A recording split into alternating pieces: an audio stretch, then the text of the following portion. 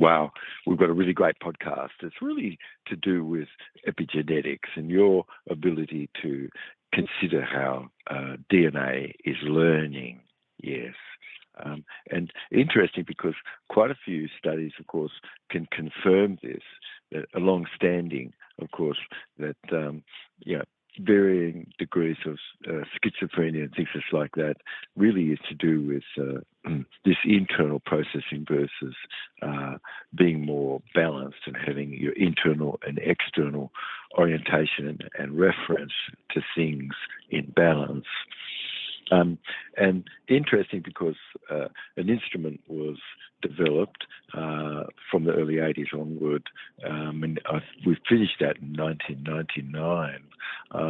But this instrument really that was developed, Jubb's instrument, is examining the verbal and non-verbal accessing cues, meaning your movements and things typically could be engaged to access memory.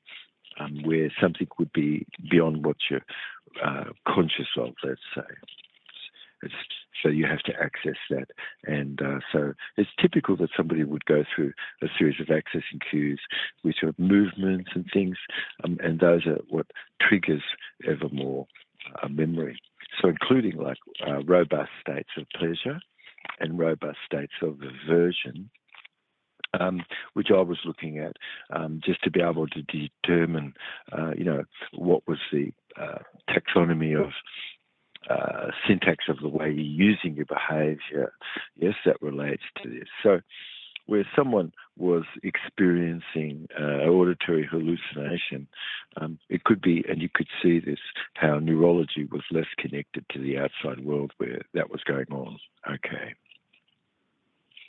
So it was an observation to show how there was no suppression relative of your executive guidance to have sensed what was internal versus external. And the auditory or visual sorts of cortex that was used were looking and seeing things, or hearing was internal processing versus external. And because the right hemisphere more has its medial forebrain bundle connected far more to internal milieu than the left hemisphere does. The right hemisphere is more connected to engagedness of more internal milieu and just stop processing, whereas the left hemisphere more is engaged more in kinesthetic motor sequencing types of behaviour, which is motor movement is what's behind speech. Okay. So it's a loss where the hemisphere no longer that's engaged to give you an external awareness could have been, and because where one hemisphere would be dominant more in the mediation of aversion, which the right hemisphere is, not the left. Left hemisphere is more involved in the mediation of pleasure and whole brain patterning. So where the brain could mistake some inner sight, or where speech would be for actual, it's a real external sort of imagined condition, and that which you've imagined and that which is real, the body can have perceived for you the same way. You see, so back in the early 80s, of course, and even subsequent research past that and before, it's and also ongoing trainings that's been done around the world, whole brain functioning and applying this instrument and insight gives someone a great capacity to be able to look and determine the degree to which someone is in whole brain functioning, you see, and how much of this whole brain patterning is more being displayed by one's response and how you're going about life. So examining how associated you are, meaning to how present, how congruent, the congruency meaning the channels that's below consciousness relative to the parallel processedness of things, and then the parts that's existing where all of this is, and to the degree to which the integration exists, and how the vestibular sense is being applied where integration is. Okay. So whole brain functioning is a state which really is where playfulness is, and a state of leisure. Let's see, where you're feeling inspired, you're getting a feeling of sense of your feeling of achievement. And it really is where this is a sort of a loss of internal dialogue. It's more, you're becoming more present, present, and receptive. So limited mind function would have been where internal dialogue was, and a lot of aversive physiology without having considered that. And nothing wasn't at least 78% of yourself to have got behind something, like where you feel pleasure or interest.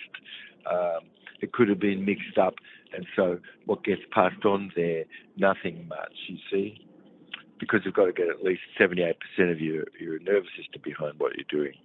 So the frontal cortex and the left hemisphere are more neurologically connected to the back of the brain, and this region could have been inhibited where somebody would have been in a state of aversion. So during the stage where that was, these components of the brain, which allows you to be able to be aware more of the outside world, aren't present quite. And so it's explaining just that there can be a short circuit where things are, and this explains how somebody could have, a positive hallucination. And so, where a state of aversion would have been an access, where this is where neural medial forebrain bundle really is connected more to your internal milieu, like we've been saying. And there's no right-left reversals where this is. So you've got a neurology which is allowing you more to have a deeper accessibleness, more functional plasticity, and so your inside and outside orientation and your referential conditioning as well is in balance, 50-50, you see, versus something is stuck where that is. So the left hemisphere is really no longer functional where aversion would have been, because it shuts down the frontal cortex in the left hemisphere. And so that neurology that would have been connecting you to the outside world by virtue, as we're talking about it, the kinesthetic motor sequencing where speech is and things, and where you're listening to speech and it's triggering more your kinesthetic motor sequencing yourself. And so that's how you're able to understand this. So it's basic that where the right hemisphere more would have been active and mediating, where the state would have been of aversion, if it was, that would have physiologically by design of having accessed more right hemisphere dominance through the aversiveness and inhibited by degree, of course, the frontal cortex in the left hemisphere, and of course then the outside world as well. And so the hardwiredness of where someone is and how associated you are and what you're associated to, or are you going through life in basic, it's sort of a dissociatedness, meaning somebody's not really present. So it's a lack state of interest and pleasure, and where aversion would have been instead. And it always would have been just activities which have just been hovering around your brainstem. And the amygdala, this tissue that more wraps around the brainstem, only would have been active, neurological, and it would have been inhibiting the middle areas of the brain that connects the frontal cortex, the septum pellicum of the brain, which is your alliesthetic sensation and sense of pleasure and bliss. So a relative state of aversion where that would have been, is causing the amygdala to have become active more where that would have been. The neurology would have, of that adversity, would have cut out quite a bit of orientation and your referential index, like we're talking about. So balance wouldn't have been existed between inside and outside. So without selective conditions going on, which you could see it, a selective sorts of mutism could have been to the outside world. And so that selective mutism could have been going on. I say selective because there could be states where this isn't happening, and so it's sort of like you could see what usefulness there might have been where that selective mutism would have been. So what state of aversion it would have lesson allowed you to have access to your frontal cortex, where you've got your executive guidance and the faculty to inspire creative influence of the future. In the left hemisphere, because it's more engaged to and connected to the frontal cortex and the back of the brain, if that would have been neurologically inhibited, you see. And so that's the question. What's left after that would have been very relevant, of course, because you've only got more or less internal milieu. And so if you consider like how someone could have been sleepwalking, parts of the brain could have been asleep and some parts awake. So naturally, where the brain is wired by nature, it's giving you a patterning that's a preferred mode. And it's basic that a neural short circuit could have been because you're getting 3 scores in a bank that's negative, where something would have been aversive, and as pleasant as something could be, you're only getting +1. So you have to add those pleasant experiences up and anchor them together more to have a resource state large enough to collapse any stuck state that would have been.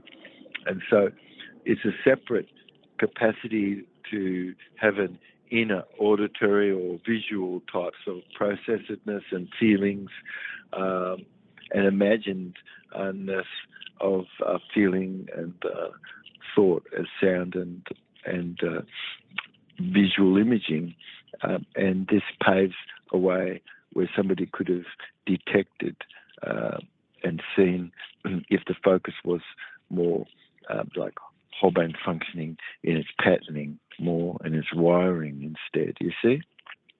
So because aversion is connected to muscles that pull you in, and these are your flexor muscles, and what's pleasant and more is connected to extensor muscles, and so the system is all unique of itself, all right? So it's really for you to look into this more and realize that whole brain functioning is a principle more of a pattern, and rather than just preventing a psychosis before it gets started or something just like that, yet it could be something which gets healed up forever. So you've got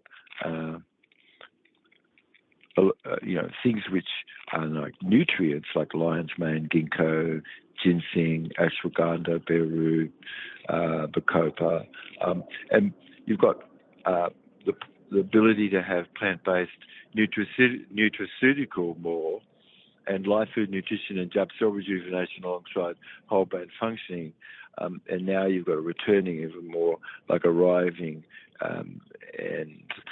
so you're returning and arriving, you see, more being healed. So Jubb's little red book, pick up a copy of that, volume 1 through 3, and that one, volume 1 is talking about identity. Volume 2 really is talking about how is it that you and we acquire a map of, which is an approximation of the world. And book 3 really is how you could have a new mindset, because what happens where somebody would have just been in dissidence, and that dissidence was just only having had behaviours to try to overcome that, and that's looked at because you could come to this more as in a visiting frame and have a new mindset, because you're looking at what needs to be corrected. So from a resource state to fix these things up. So what happens that you have proteolytic life colloid where your intestine is, and what do you know, of course, about the source of these life colloid in its capacity to be able to take a stable fat like oleic acid, which can have 9 times 9 carbon atoms, and have 18 to have a chain, and then make longer chain fatty acids like omega-3, omega-6, and omega-9. And these are all transmutated by life colloid in the intestine. And so a stable fat like oleic acid is important because you've got essential fatty acids that could that are made from this in the intestine, essential fats that's needed like linoleic and omega-6 and alpha linoleic, omega-3. Okay. So it's really basic that you otherwise could have a fatty liver instead. But you need fatty essential acid, of course, to convert important fatty acid like EPA and DHA, the arachidonic acid, and these vital for cell membrane. Okay. So if you're looking at signaling and reduction of inflammation, and you've got more control over your nerve and balance, you have a greater physical body, and you've got a sensation more and a feeling of hearing, and seeing. So essential amino acid that's produced in the intestinal life colloid transmutation, it's in your whole system, which shouldn't be ignored, of course. So it's true that except for the life food, you've got a nutritional insight that you're making 26 grams at least on average, like for protein, that comes from healthy intestinal life colloid in your intestine. And so an egg, if you could consider looking at that in its beginning, and inside first it is in this work you see, it's a red blood corpuscle that forms first, and then after 3 days old, you can measure the amount of element in that. After 10 days old, you could measure the amount of element, and it's got 600% more element in it than it had as it's 10 days than it had at 3 days old in a fertilized egg. So keep in mind this picture a little there, because the egg never took any nutrition, did it? No. Life colloid, where your intestine is proper, have a force inside to produce all the essential amino acid for you. Okay. So amino acid really is listed and is produced, and these are the small building blocks of protein. And so there's 3 that we focus on where Jubb cell rejuvenation is, and they are the aromatic amino acid. Okay. So life colloid in your intestine just love to be able to produce histidine, which they do, and isoleucine, and leucine, and lysine, and methionine, and phenylalanine, and threonine, and tryptophan, and valine. Okay, so these are all free-formed amino acid, which is so needed for your body to function, and including sort of making these beautiful glycoprotein and lipid molecule, which allows you to make prostaglandin and things like that. That's why feslein is so good, tickling it. So oleic acid, by the way, sort of contains these long-chain monosaturated fats, which equals 18 carbon atoms, and it's got these single cis double bond where the number 9 is. How good is that?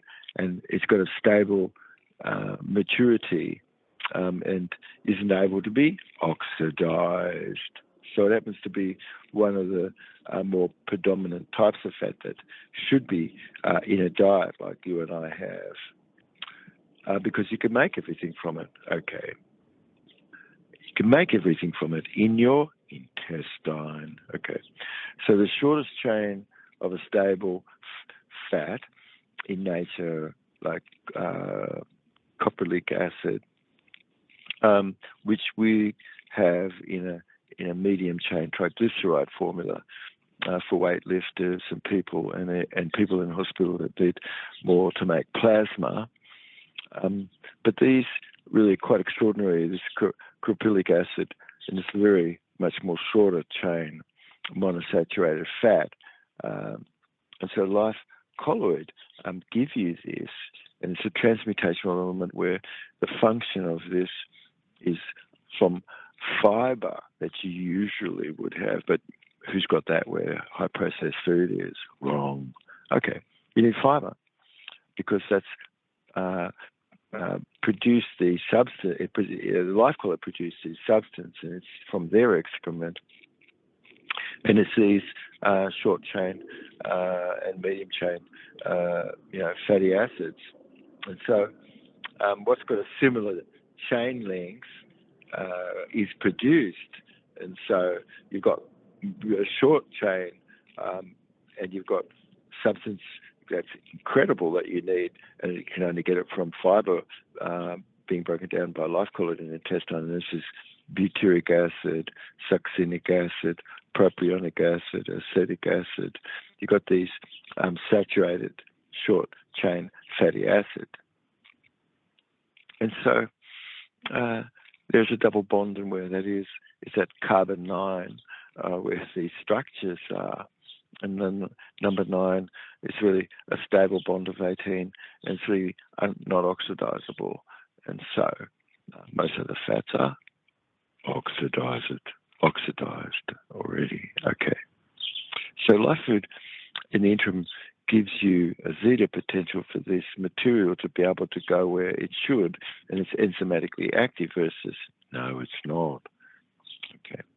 So nature really basically has a structure where it's got a three-dimensional shape as a saturated fat. And you can find these things in purslane. Just give you an example. Okay. So it's really, keep in mind, a saturated molecule which has got hydrogen, and meaning that it's, they have to have more than a double bond between the carbon atoms where a chain is made. And so oxidative stability really is the highest form where you're bringing that in as Lifefood is.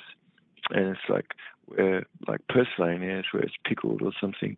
You've got a single bond structure which is gorgeously tightly packed, and otherwise it's very reactive. Where this isn't. It's less reactive, and it's making it more easy for oxygen to have to be able to penetrate this. So oxidized, otherwise rancid fat in dead food really causes fats that's oxidized and not able to be really broken down properly. You've got saturated sorts of fats that can't be broken down properly. But in this circumstance, you've got what can be and very useful, like from butter and coconut oil and palm and olive and avocado, are good examples. So linoleic acid is a small chain, and that then is transmutated by life colloid in the intestine, and you're looking at making linoleic acid and all the essential fatty acids, you see. So life colloid produces for you essential fatty acid that's needed, and you're getting omega-6 fatty acid, and you're getting types of polyunsaturated fats. And the number 9 is important where molecular biology is, of course, in so many contexts where number 9, it's like CRISPR-Cas9. And so genome editing where systems are, and chromosome 9 where it is in our own genetics. So chromosome 9, we've got, first, of course, we've got 23 base pairs of chromosome, and chromosome 9 contains hundreds of genes, maybe 900 or so. It's really vital for a whole range of functioning. And the citric acid cycle is essential. There we go. And it's inside this whole energy system that you've got the basic of hydrogen, and you see this show up in the citric acid cycle that is applied for us to be able to have certain forms of energy from oxidative metabolism. So, because one step where a key is where any conversion of citric is to isocitrate, it involves a two-step sort of process where water removal is, and then you're getting to C9 where you've got important centric state where molecules are, and molecules where they line up. So even like when we're talking about interleukin 9, for instance, and molecules which most have never thought, oh, these are produced by your intestinal life colloid. It has been said that anything is made by these intestinal life colloids. That's crazy. Okay. So life colloid use fatty acid where the body is essential for immune cell membrane to have flexibility and moving around and become active again. Versus no, these neutrophils in this blood picture, they're all still not really moving around much when they could be. Okay, so life hydrate is vitamin L.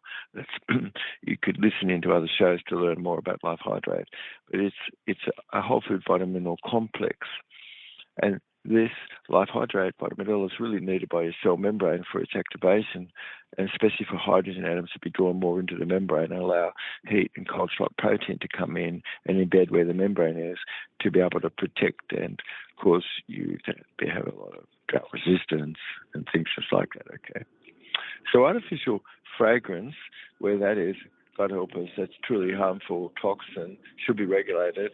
It's highly disruptive to where mood is an endocrine and exocrine disruptive effect. So synthetic fragrance really could pose quite a serious health condition because most people can have just not considered or not even that's not regulated.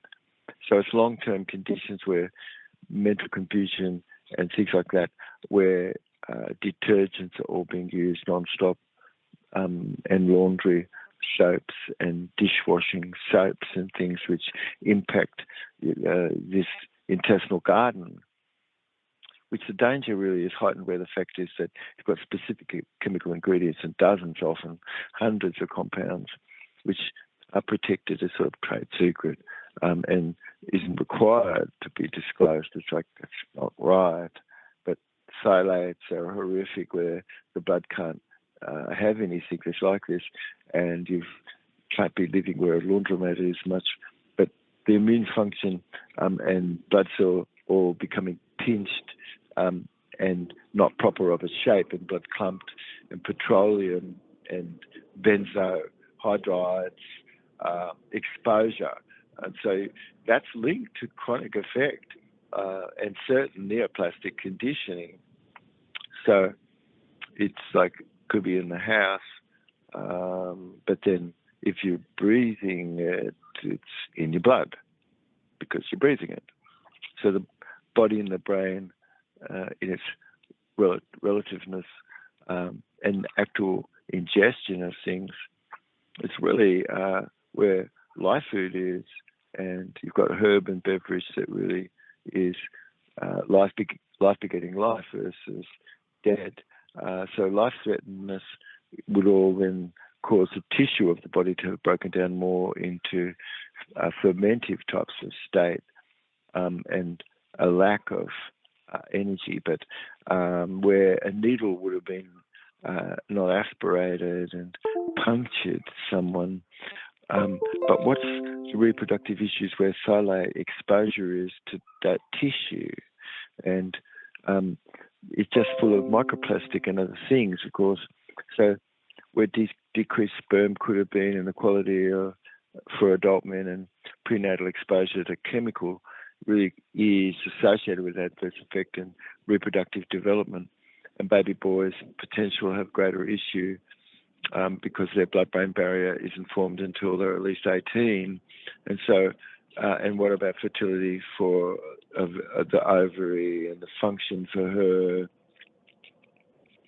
So hormonal balance can't be where synthetic fragrance would have been very endocrine disrupted.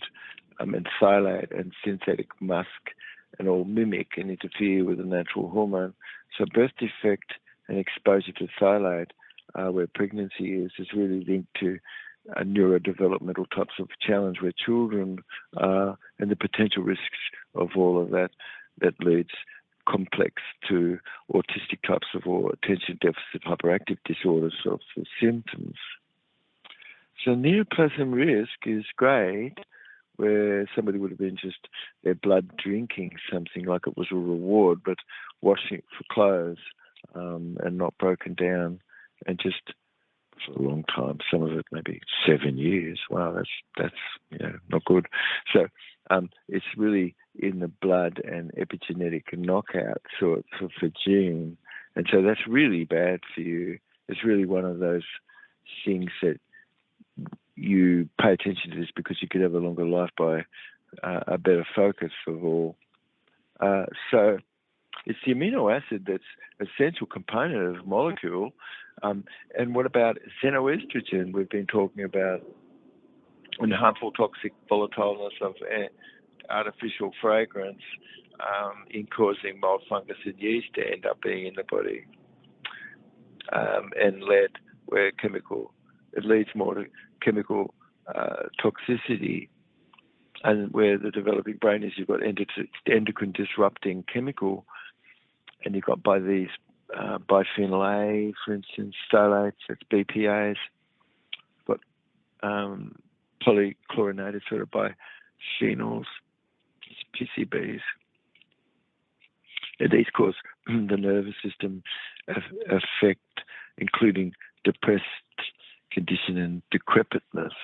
And short-term exposure to vape has caused headache and dizziness and nausea, so causes people to be confused and things. So molecule really could be for cleaning, like laundry or the floor or something, but it could be loaded with a whole range of things that's aromatic and petroleum product, you see. So the aromatic, where the chemical is like benzene and polycyclic aromatic hydrocarbons, it's just really volatile. And so those are linked to a definite increased risk more.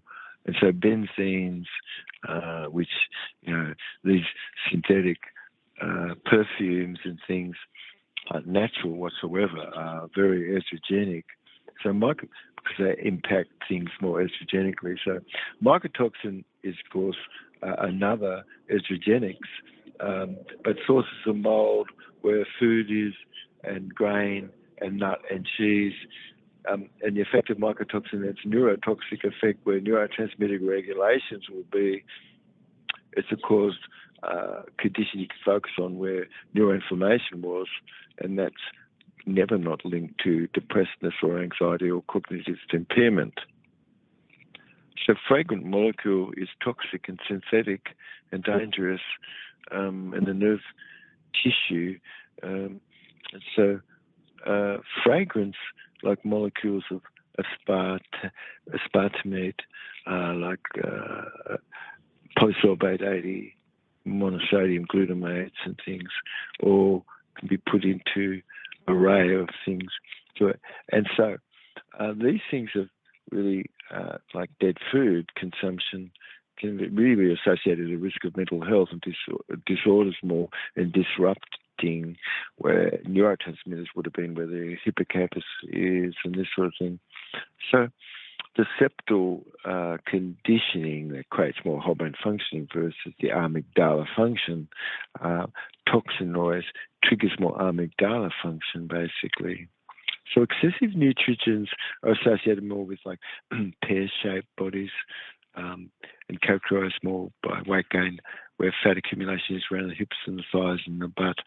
And for men, high estrogen can lead to them ending up with more breast tissue and gynocosmetica.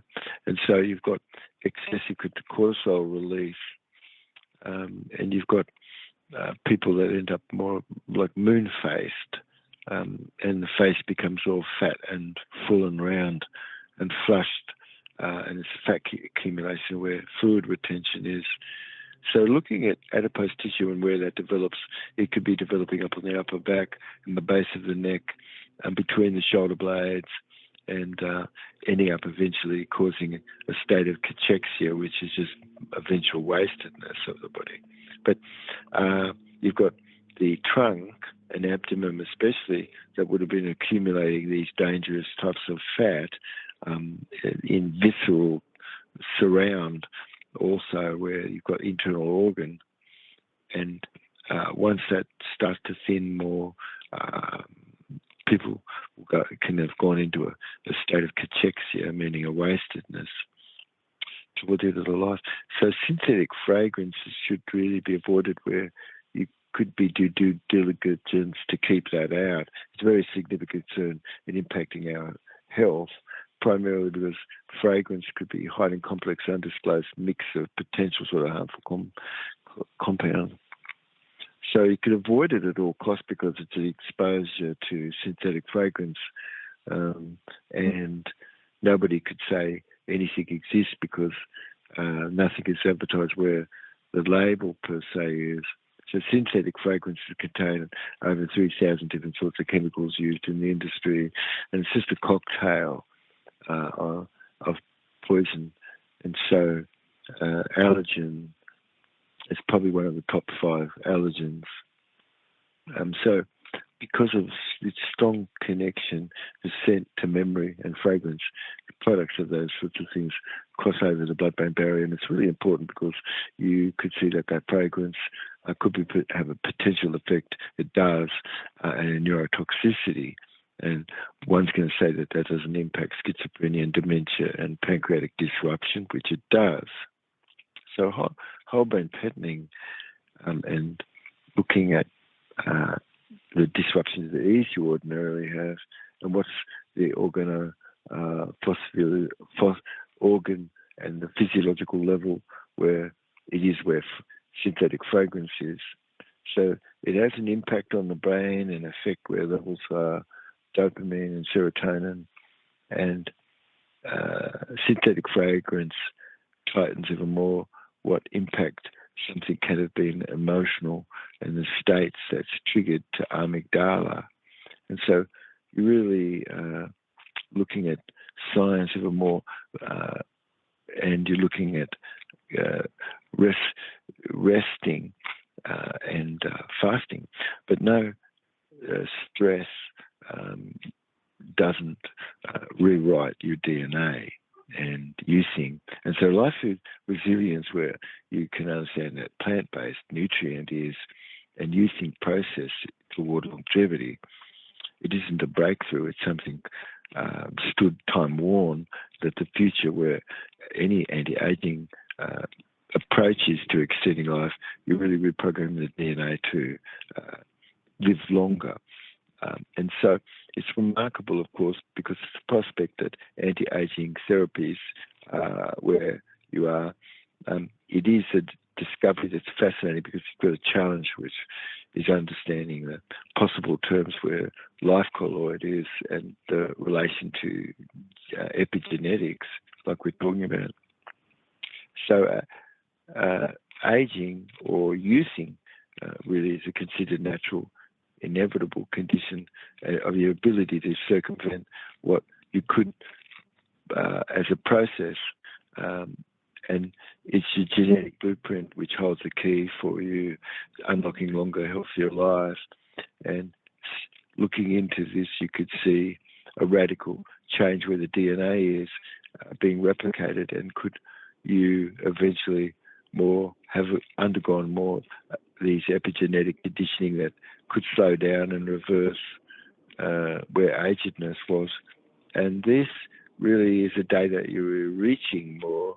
It's revolutionary that you could discover that there's stages of implication which we're just starting to scratch the surface. And so studies confirming, of course, that the boundary where life colloid is way more flexible than you could imagine. And it's the glimmer where you could have a prolonged life more, an approach to aging. There's a lot more than what we can think. And so orexin is a neurotransmitter that promotes wakefulness and inhibits REM, O-R-E-X-I-N, orexin. And it helps stabilize the sleep-wake cycle, so where you're activating arousal and promoted pathways where the brain is suppressing things. That's where sleep is, or promoting others. So a deficiency of orexin really is linked to conditions of narcolepsy and characterized by excessive sort of daytime sort of sleepiness, or stoic types of getting on with things but having a fatigue.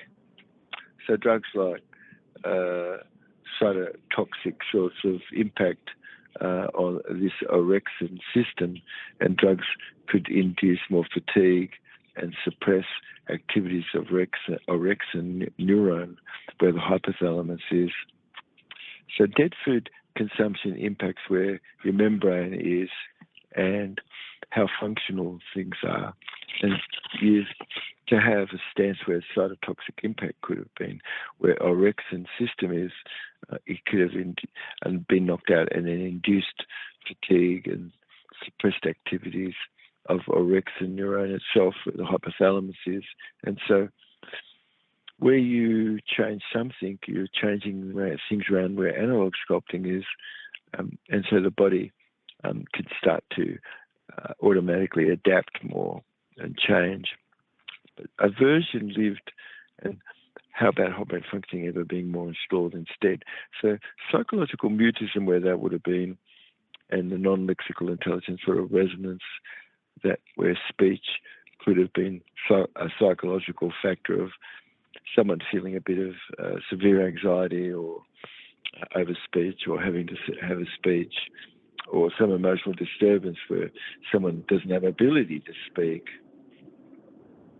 It's a common form of selective mutism, where somebody as a child could speak in some circumstances at home, but then can't speak with others where the school is, or despite being able to sort of understand speech and things. So it's psychological causes are where trauma is, and psychiatric disorder where conditions really, somebody has got something going on where it's more below consciousness. So you've got a longevity, and this is more your own gene plasticity, yes, to be able to adapt. Okay. So longevity really is your own gene plasticity and the capacity where the organism's genes are to be able to express various phenotypes in response to environmental change. And food and hot brain functioning really could give you a greater genetic plasticity to lead a longer lifespan and allow you to have a greater capacity to be able to adapt to varying condition. So you're assisting yourself to live longer, that you could pass this adaptable gene to your offspring where things are. And the studies have shown how behaviour passed on, and these are sorts of things which can cause us to see a greater plasticity. And so it's the higher molecular weight substances that, like these benzoates and triethyl citrate and things, which could be used in fixatives where artificial fragrances, just thinking about like some molecules, but those things could be staying around for a long, long while. And it's a harmful effect where sensitivity is to this benzoate. It's a direct effect where you could get blisters and crustedness and itching and oozing and redness and scaling and skin difficulty where urination is, and the dribbledness where that is, or jerky movements again, and sudden losses of consciousness and stuff. So synthetic fragrance along with skeletonized dead food, you could see this in the blood for sure. And a limited mind function didn't help, of course, because of all the cortisol. So the synthetic fragrance really causes neutrophil damage, and it really less than allows them to function and be moving around much. Red blood corpuscle really is toxified by those synthetic chemicals. So under the microscope, you can discover neutrophil activity really is impaired. How's this going to be impacting your mood and your brain? You're not going to tell me that it doesn't trigger areas of the brain like we've been talking about here in the program. So you've got toxicity where it can have had an effect on the red blood corpuscle, pinching and spiking and causing you to have seen ghosts, sort of corpuscle stacked, clumped sorts of debris, very common, and the common causes or is toxic and so granulatedness during severe sort of poor kept terrain, you can see that where the blood is, and it's interfered where the capacity is for it to be able to clear away in infective condition and things. So synthetic volatile chemical is really a toxin and a danger because it destroys various molecules like clathrin, which is so important. That's a coating and a function of forming really small cages that's involved in detoxification. So clathrin is a protein that's on the outside, but just underneath the surface of the cell, that forms like a lattice-like structure where the inner side of the cell membrane is, and it helps mediate endocytosis. You see the taking of substance into the cell. So synthetic aromatic compound really disrupt that process and harm it, and it's not broken down relative. So the process arises where that disruption and its normal function isn't like where your body should be. It's a cause genetic disorder and spolative types of forms of aggregated, fused and differentiated tissue that ends up as mold and fungus and yeast. And the body breaks down into that. So the body can start to be hijacked more. So clathrin-coated vesicle where the cell's outer membrane is, you've got a process of clathrin-mediated endocytosis, which is essential to the internal cargo and nutrient that's where signaling receptors are, and your intracellular space where the cell is inside. So clathration is how you detox. And this is bringing nutrient to the cell and cell waste away. Clathrin-coated vesicle that's involved in the transport of materials where the cell is in the plasma membrane, you see? So anemia really is this lack and red blood corpuscle. So it really requires magnesium and pyridoxine and B6 essential fatty acids, iron, iodine, and vitamin A. And these are nutrients that are missing the most. Iron, of course, is a common nutritional condition. 2 billion more worldwide are anemic. Iodine also, and silica. So 2 billion have some insufficiency of iodine intake and things, and most don't know anything much about this because it should be enzyme linked, not enzyme resistant material. But the deficiencies in vitamin A are all linked to vision loss and increased risks of death. And so particular concern for kids, children, and you've got 190 million preschoolers and things here. So looking at stress reduction and Lifefood and more whole brain functioning pattern, so you're clearing up cortisol, which otherwise a modern world could be the most. And cortisol always gets released from dead food and limited mind function.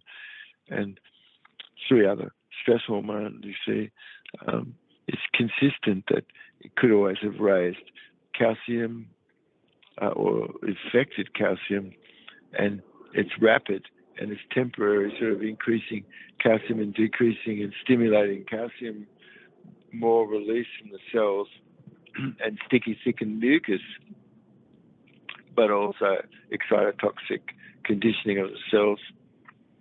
So slow deletion generally of calcium and long-term decreases of bone density. It's a rapid effect, you see. It's involving non-genomic sorts of signaling. So Lifefood and whole brain functioning really guarding against excessive activation of calcium channels and increasing and decreasing calcium where internal stores would have been. Longevity really is mediated by life colloid signaling where you've got no interferedness where that is, and the gut's ability to absorb calcium is good. You don't have excitotoxic compound on the cell. And aversion is cleared away, you see, as a response that would have been, and it's drastic. To have zero internal dialogue and really have no more stress going on inside. So it's It's where dead food, it would have been, and life begets life, otherwise dead begets dead. You've got a hypothalamus, and it has to have released corticotropins, and you've got to see where stress would have been and how that doesn't happen like it should, and where the amygdala would have been and where aversion is, and what's stimulated by the pituitary gland, you see. You've got adrenocorticotropic hormone and signaling of the adrenal gland, and stress hormone reduce, of course, what emotional control you might have had.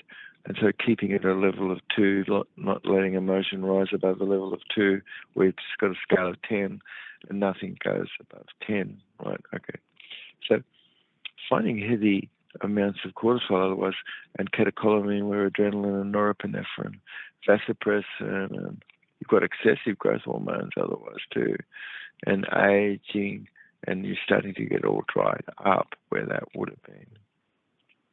So witnessing things accepted or heard or seen and lacking the state to have congruency of the meaning and associatedness, where somebody would have been not too integrated, and limited mind function would have been, and what would have been going on inside, and some interruptive types of brain freezes that would have gone on, where selective restrictive violations would have been going on in someone's own thinking, which isn't logical, you see. So not having proper logic, where internal dialogue is also having a big impact. So interruptive brain waves, and good example is where you would, in some domestic condition, people could feel excluded or secluded and confined, where partneredness is. And all of aversion would have been facilitated more where that is. So limited mind function and the state specificity of that, where aversion is, you really understand how that kind of stopped and shut down proper access to the outside world, and the thing you're looking at is doing what you can to actually really install more balance. So it's aversion that's state-specific, with dissociatedness and fragmentedness and incongruency and polarization, where something is on or off, and rather than agreement. So aversion is a form of where something would have gone on in internal dialogue about where that was. And so it could have been taking choice away for sure, and polarizing socially. And so glossophobics, which is a fair bit of anxiety or a little fear where you would speak up where the group is, or you want to a bit avoid that sort of speaking to, because it's sort of something that would have you felt you needed to prevent some rejection or embarrassment. So dry mouth, shaky legs, sweaty palms, stomach where knot is, throat tightens and those things. It's a preferred mode where polarization would have been in a dry mouth, you see, and stiffening upper back and muscle and shaky legs.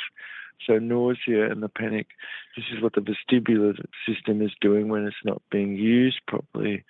But how about worrying and then your movement experience, you see? So otherwise intense anxiety would have been, but it's all can come to be more reframed. So is everything that you're doing is really being judged. Someone could think, they could think that they lacked experience.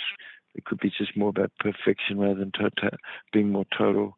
They could have sort of negative past, bringing it around, putting it in front, and just running into that. Somebody could be just too self-conscious or lack preparation, or sort of have performance pressures and these sorts of things. Tuning into what somebody has for themselves, it's probable that something new can be wired in so you could have a better experience, and that only takes like a very short moment of time to have done. Short-term hypnotherapy is the best form of intervention.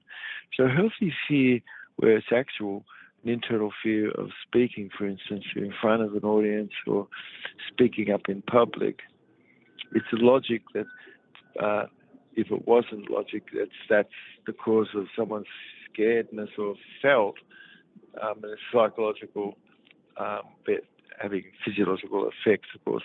So combining fear of judgment alongside the response of some sort of rejectedness, and so it's self-talk going on internal that could be cleared away, Otherwise, it's just a flight response that would have been. So the root consensus really is wiring in a new movement experience so the body can conceive new possibility. Otherwise, you've got just a frame of speech that was anxiety, a state specific with anxiety. So it's a movement more toward what's natural versus synthetic, and it's a movement more toward neurology, which is engaging flow versus glossophobics, and extreme high sort of conditions going on where the modern world is. So it needs the world, of course, positive examples of outward livedness about this versus limited mind function and whatever endocrine disruption that has of itself, just like synthetic fragrance does. So whole brain functioning, you're gaining ever more latitude into what the risk is to have the capacity to be able to learn and have experiential-based learning and modelling excellence. And you're able to disassemble behavioural syntax and learn how to do this. And so it's really you're getting a map internal and how are you generalising things and what accuracy there is with this and what could be improved about that and what's the outcome gained. And so a certain wakefulness is only 7 plus or minus 2 chunks of information at any one period of time, isn't it? So that's very limited. But awareness is over the top of that. So wakefulness itself is sort of a complex phenomenon, isn't it? And what you've added or demurred from and what the map is. So keep in mind where somebody's map, you've got an approximation of reality, and that's as approximation as it is to the actual territory. How good is that? Yet it's an approximation, of course, and can have certain construction, which are the ways that you and I universally sort of are forming a map.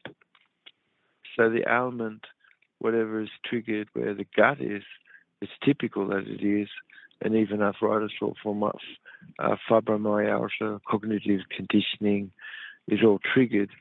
And it's a really hijacked terrain.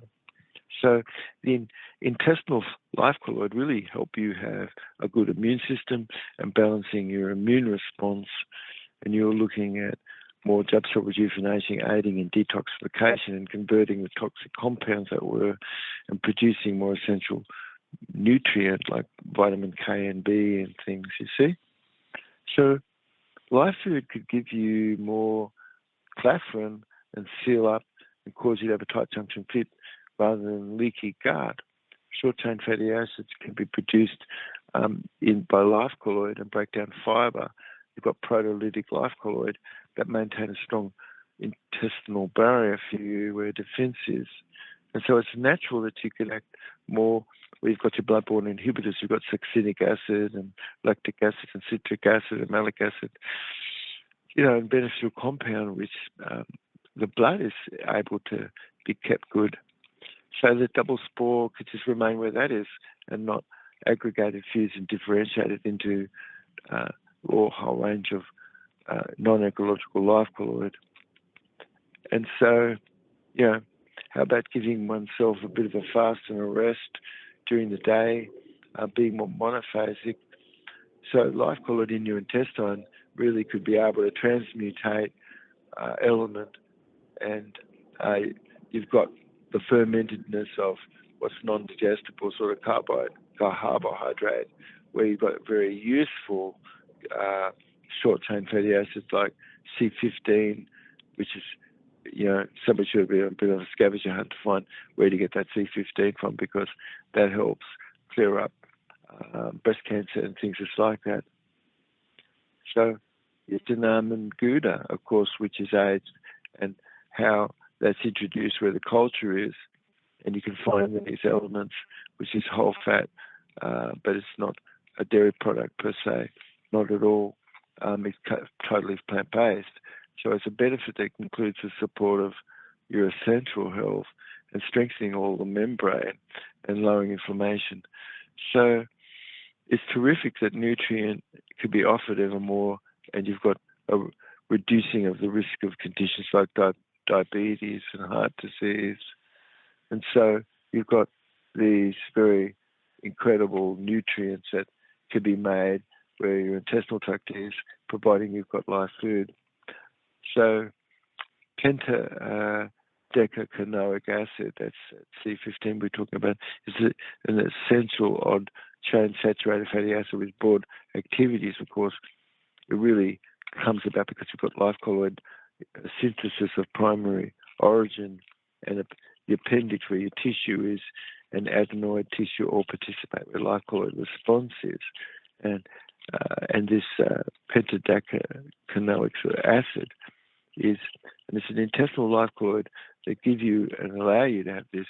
And what happens when you've got an incorrect aromatic amino acid, or what happens when you do, you've got proper aromatic amino acid, like where the Gouda is. It takes many months to age the almond that's blanched down to be something which just sort of dissolves in your mouth.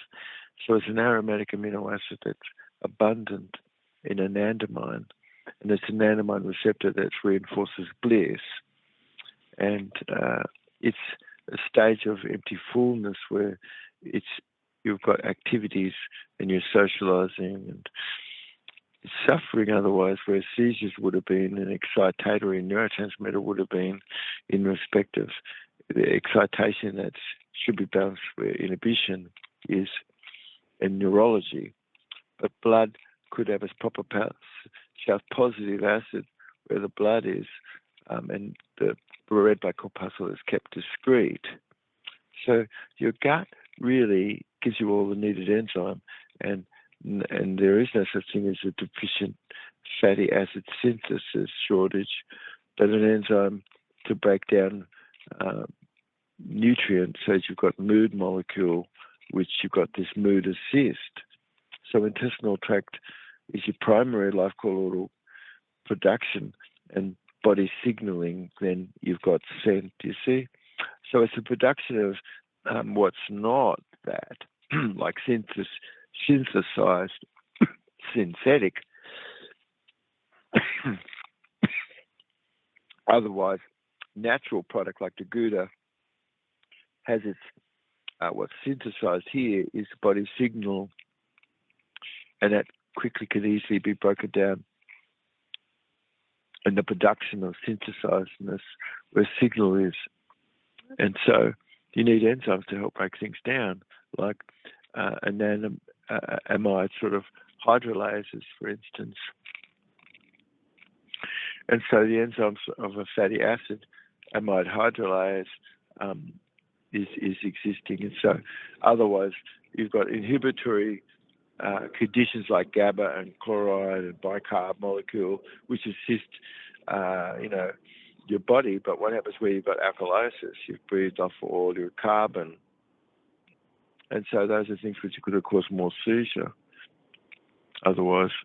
So it's a process of the normal brain state transitioning where some seizure would have been involving a complex cellular network which converge, where neuronal sort of hyperexcitability would have been and hypersynchronization. But if you look at the mechanism behind dead food and you stop that and you stop the hypercapnia, you really otherwise have a bit of a failure of a normal homeostatic process. And spasmodic muscle smooth isn't functional, and the brain influx of magneton and influx of extracellular calcium magneton, all of that leads to an opening up of voltage-dependent sodium channels, and it causes an influx of sodium and a generation of repetitive action potential. And so suddenly, the brain cell kind of only remain depolarized and not useful. And so take a second for that to have cleared up, and so seizures could have been otherwise, you see. So you're really getting a lot more just than a reprieve from neoplastic condition, and whatever risks that would have been where cooked oils were. It's the flesh diet, which is high in omega-3 and omega-6 fatty acid, that's repeatedly heated and contributes to cellular damage where that would have been taken in. And when you look at the end of the day, you've got flesh, fat and oil, and heated to high temperature, it produces these toxic compounds. So the most damage really and protection for your DNA falls into this story. It's the molecule that damages DNA the most and disrupt normal cell function. And so it's cell rejuvenation scientific method of data that's suggesting, of course, that a population ever more where live food is the safest level where you could look. And dead food really is high high in trans fatty acid and high in those oils, and show an elevated rates of digestive and liver and pancreatic neoplasm. So live food, consuming this, you've got a healthier fat, you've got sources of olive oil and coconut and avocado and things like this. So experts could caution anybody that an occasional use, what's the use of that? But, it's long term. But particularly high heat could always pose long-term risks, where the recommendation should be, choosing a more stable oil and having certain things that you're focused on, avoiding repeated reuse of those fats, and finding the underscoredness. It's really the hidden dangers where processed fleshes and cooked oils and bone broth. Okay? So it's simple changes in live food preparation and more making something enzymatically fresh. And it's a product which is a practice more. And this is a role to help you clear up neoplastic condition and cause you to have a really good long life. Yeah. So anyway, Lukey, I hope everybody's having a really great day today. And this is a really great podcast that just gives you some really smashing information that you might need to even re-listen to. Love you, mate. Catch up to you in a future show.